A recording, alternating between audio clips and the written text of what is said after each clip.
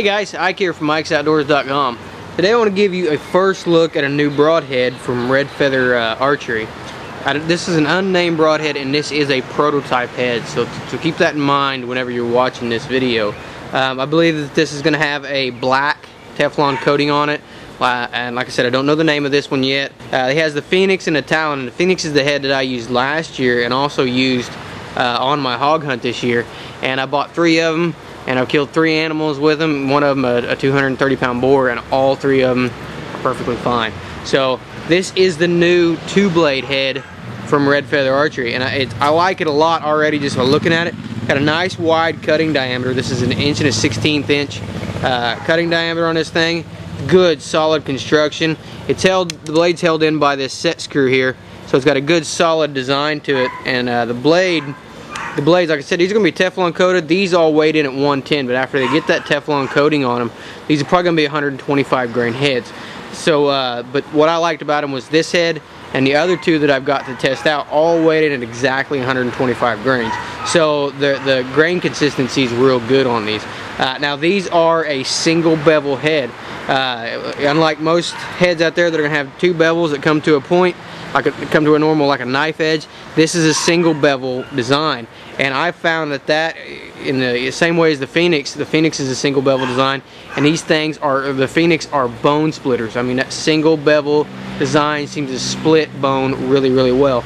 Another thing that I like about that single bevel design is the way it makes the tip. Let me move to the side here, maybe I can get that camera to focus on that tip instead of on me. But, okay, so I can't get the camera to really focus on the tip. Maybe you can see it back here. But instead of having a good, or having a really pointy tip to it that's going to bend and curl, this just naturally lets that, I almost cut myself, lets that bevel, those 2 bevels come together, and it forms that nice kind of like a chisel point's what it really comes out to. And I really like the way that tip looks. I mean, this thing looks like it should smash some bone. So we're going to do a few tests with it here. You know, first thing we're going to do is sharpness test, and it is really sharp. And instead of giving it a sharpness test where I shoot it through the rubber bands, this one I'm actually just going to force it through the rubber bands by hand and try that and see how well it, how many of them rubber bands it cuts. And then we'll come up with some other tests here in the next few days just to see what kind of damage we can do to the head and see what kind of penetration we got. I've got a big catalog up here, a Papes catalog suspended, that I'm going to be shooting to see how much penetration, how much damage we can do to that catalog as well. I got a piece of masonite, what I call concrete board. So we got some concrete board to shoot it through, and I'm going to try to find a few other tests as well. I'm sure I can come up with a few things to test this head out. So first thing we're going to do here is I'm going to grab those rubber bands, and we'll force it through those rubber bands and see how well it does on that test.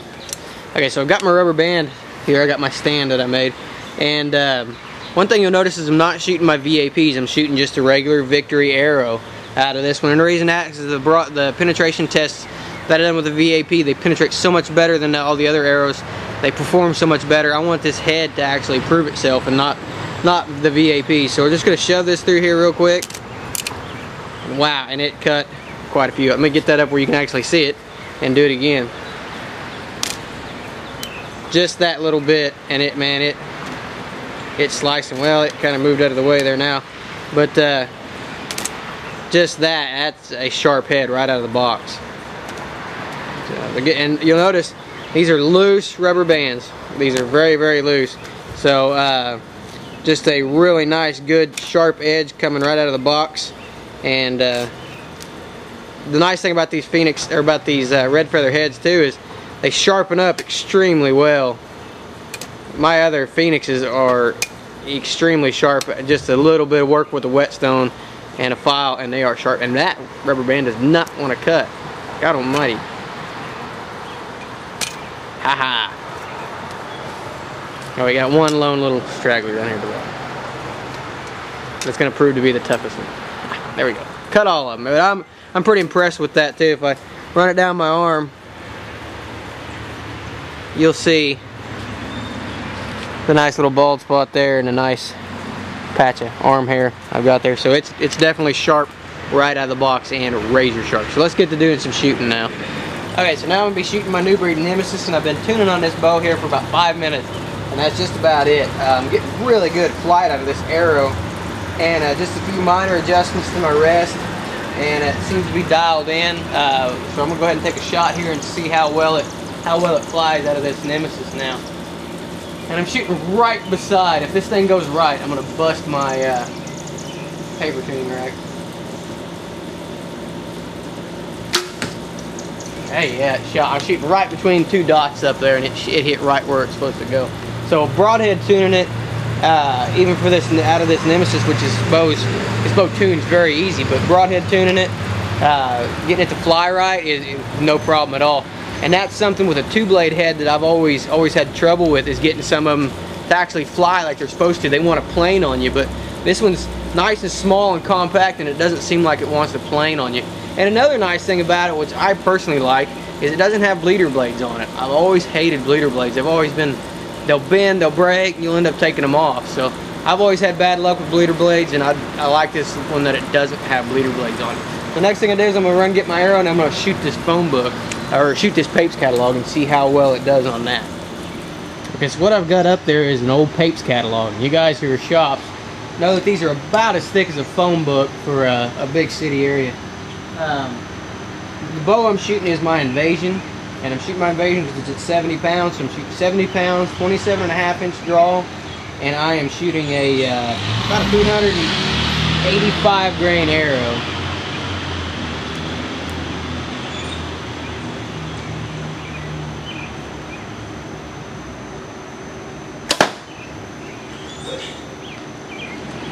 Okay, so I had to take the book out of there to get it to get the actual arrow out of it. You can see how thick this is. This is a 2009-2010 Papes catalog, and got a really good wide entry hole in there. Good wide entry hole, and we made it through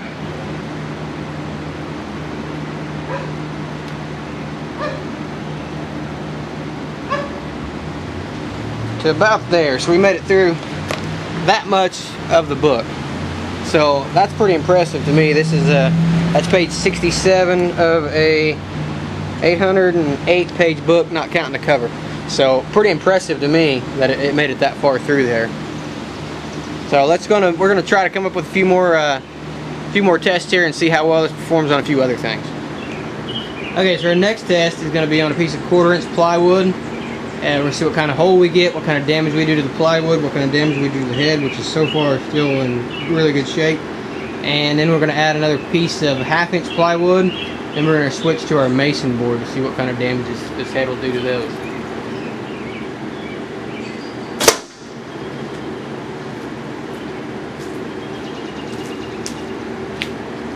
Okay, so I figured we were going to get a complete pass through on this one. What I wanted to see was the hole.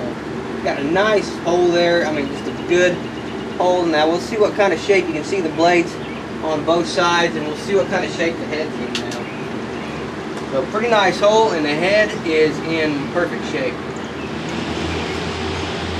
Okay, so now we have a piece of 1/4 inch plywood on the back and 1/2 inch plywood on the front. I don't expect to get a complete pass through on this one, but I want to see what kind of damage it's going to do.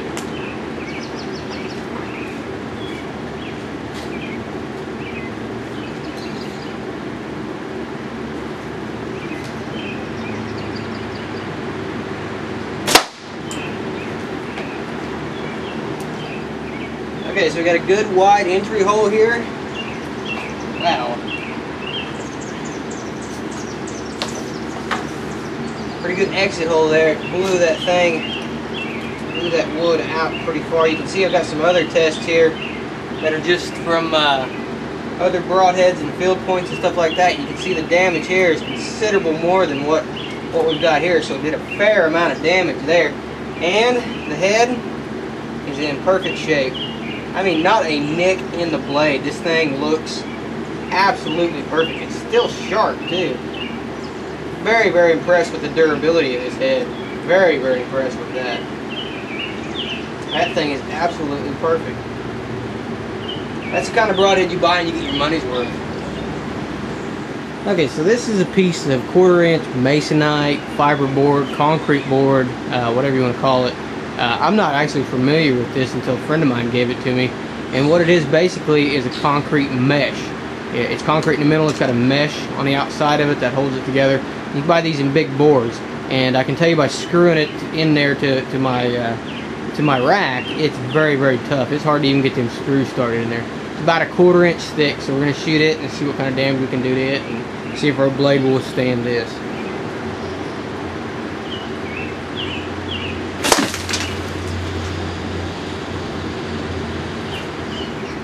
That is some pretty tough stuff, and that just flew right through there. That's just, the hole is the size of my finger. I mean, that just flew right through it.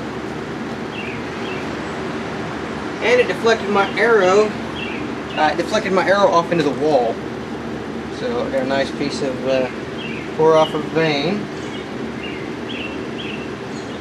Gotta say I'm surprised this victory arrow is held up as well. But the head is still in absolutely perfect shape. So I'm going to tear this head up one way or another. I'm going to find something to tear this head up. Okay, so now we got both pieces of wood, 1/4 inch and a 1/2 inch piece of plywood, and the 1/4 inch piece of masonite.